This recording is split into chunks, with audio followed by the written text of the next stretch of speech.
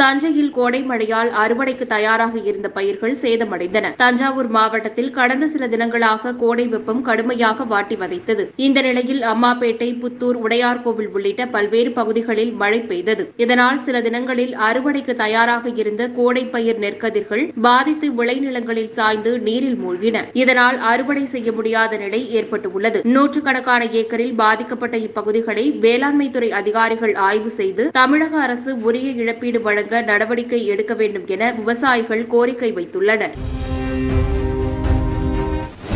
கரூர் மாவட்டம் குளித்தலை அருகே வைரப்பெருமாள்பட்டியில் ஸ்ரீ மகாமாரியம்மன் வைகாசி திருவிழாவையொட்டி நூற்றுக்கணக்கான பக்தர்கள் பால்குடம் எடுத்து தங்களது வேண்டுதலை நிறைவேற்றினர். வைகாசி திருவிழாவை முன்னிட்டு கரகம் பாலித்தல் நிகழ்ச்சி நடைபெற்றது. அதனைத் தொடர்ந்து விரதம் இருந்த 300க்கும் மேற்பட்ட பக்தர்கள் குளித்தலை கடம்பன்துறை காவிரியாற்றில் நீராடி பால்குடம், தீர்த்தக்குடம் எடுத்து மேலதாளங்கள் முழங்க ஊர்வலமாக வந்தனர். ஊர்வலம் கோவிலை சென்றடைந்ததும் அம்மனுக்கு பாலாபிஷேகம் செய்து சிறப்பு அர்ச்சனைகள் மற்றும் ஆராதனைகள் நடைபெற்றன.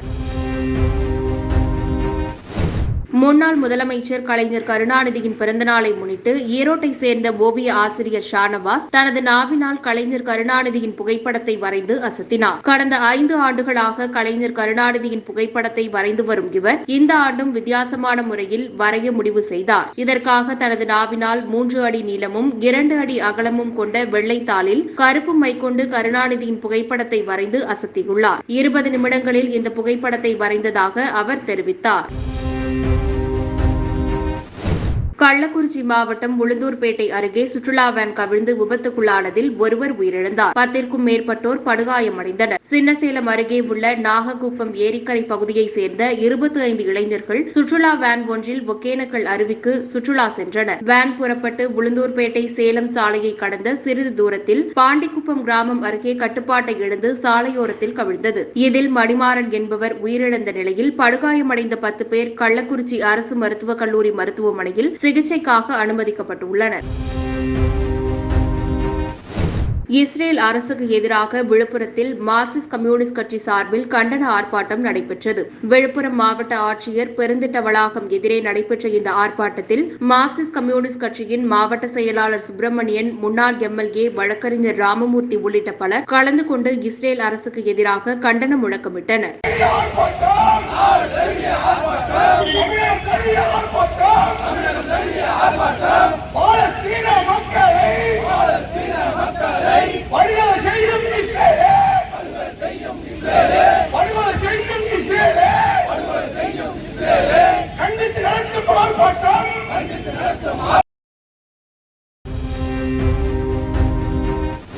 திரைப்பட இசையமைப்பாளர் இளையராஜாவின் 82வது பிறந்தநாளை முன்னிட்டு பழனியை சேர்ந்த ஓவியர் ஒருவர் இளையராஜா இசையமைத்த தமிழ் திரைப்படங்களின் பெயர்களை வைத்தே இளையராஜாவின் ஓவியம் வரைந்து அசத்தினார். சத்திரப்பட்டி அரசு மேல்நிலைப் பள்ளியில் பகுதி நேர ஓவிய ஆசிரியராக பணியாற்றி வரும் அன்புச்செல்வன் இளையராஜா இசையமைத்த முதல் திரைப்படமான அன்னக்கிளி திரைப்படம் முதல் தற்போது இசையமைத்துள்ள தாரை தப்பட்டை திரைப்படம் வரையிலான 1000ற்கும் மேற்பட்ட தமிழ் திரைப்படங்களின் பெயர்களை வைத்தே இளையராஜாவின் உருவத்தை ஓவியமாக வரைந்துள்ளார். தூத்துக்குடி மாவட்டம் விளாத்திக்குளம் அருகே கோவில் திருவிழாவை முன்னிட்டு மாபெரும் மாட்டு வண்டி பந்தயம் நடைபெற்றது. நாகலாபுரம் அருள்மிகு ஸ்ரீ காளியம்மன் கோவில் வைகாசி உற்சவ விழாவை முன்னிட்டு நடைபெற்ற இந்த போட்டியில் திருநெல்வேலி, ராமநாதபுரம், மதுரை, தூத்துக்குடி, சிவகங்கை, விருதுநகர், தேனி உள்ளிட்ட மாவட்டங்களில் இருந்து 65 ஜோடி மாடுகள் களமிறக்கப்பட்டன. சிறிய மாடுக்கு 12 கிலோமீட்டர் தொலைவும், பூஞ்சிட்டிற்கு 8 கிலோமீட்டர் தொலைவும் என 2 பிரிவுகளாக போட்டி நடத்தப்பட்டது. நாகலாபுரத்தில் முதல் முறையாக மாட்டு வண்டி பந்தயம் நடைபெற்றதால் சாலையின் இருபுறமும் ஆவலுடன் காத்திருந்த பொதுமக்கள் போட்டியை கண்டு ரசித்தனர்.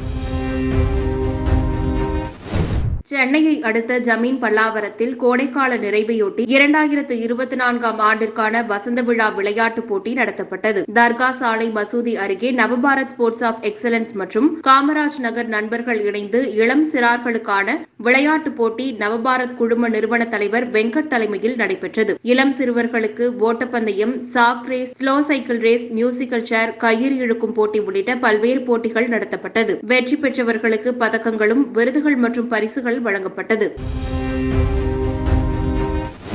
தாம்பரம் அருகே மதுபோதையில் காரை ஓட்டி வந்த போலீஸ்காரரை பொதுமக்கள் தட்டி கேட்ட வீடியோ காட்சிகள் இணையத்தில் வைரலாகிறது. தாம்பரத்திலிருந்து மன்னிவாக்கம் செல்லும் சாலையில் நள்ளிரவில் மதுபோதையில் போலீஸ்காரர் ஒருவர் காரை வேகமாக இயக்கி வந்துள்ளார். அவ்வழியே சென்ற இருசக்கர வாகனத்தை கார் லேசாக இடித்துவிட்டு சென்றதால் வாகன ஓட்டி காரை முந்தி சென்று நிறுத்தியுள்ளார். அப்போது காரில் போலீஸ் உடை இருந்துள்ளது. அதில் ஸ்ரீராமதுரை என்ற பெயரும் இருந்துள்ளது. பொதுமக்கள் அவரிடம் ஏன் இப்படி காரை ஓட்டுகிறீர்கள் என கேள்வி கேட்டபொழுது அங்கு என்ன நடக்கிறது என தெரியாமல் போலீஸ்கார் இருந்துள்ளார். இந்த காட்சிகள் இணையத்தில் வைரலாகிறது. தாம்பரம் டு மன்னிவாக்கம் போற ரோட்ல இருக்கவங்க ஃபுல் போதை பாருங்க.